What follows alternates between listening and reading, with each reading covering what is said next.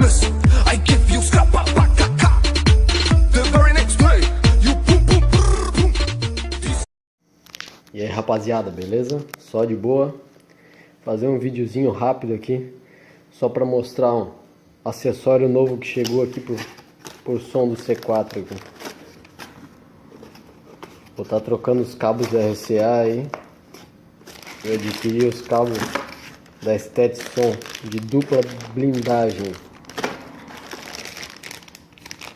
Vou estar substituindo todos os cabos por Stetson aí. Como todo mundo já sabe aí, o melhor cabo que tem no mercado aí, né?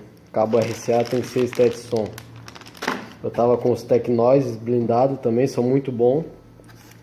Mas Stetson é Stetson, né? O que tem de melhor no mercado aí para RCA aí, automotivo.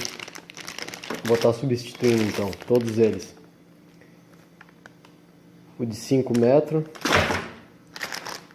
E mais 3 de 1 metro aqui.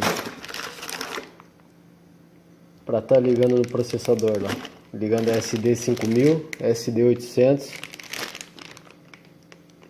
E o de 5 metros para ligar o que está vindo lá do player. Até no processador. Vou abrir um aqui só para mostrar o conector para vocês. Conector de alta pressão. Muito bom o conector. Se tiver problema de ruído, tiver com algum problema de ruído, mau contato no som, pode comprar Stetson blindado aqui que garanto que vai resolver o problema aí.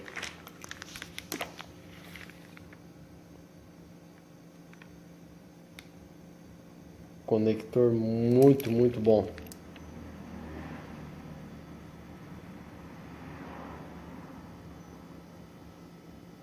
Cadê o foco? O foco não vem.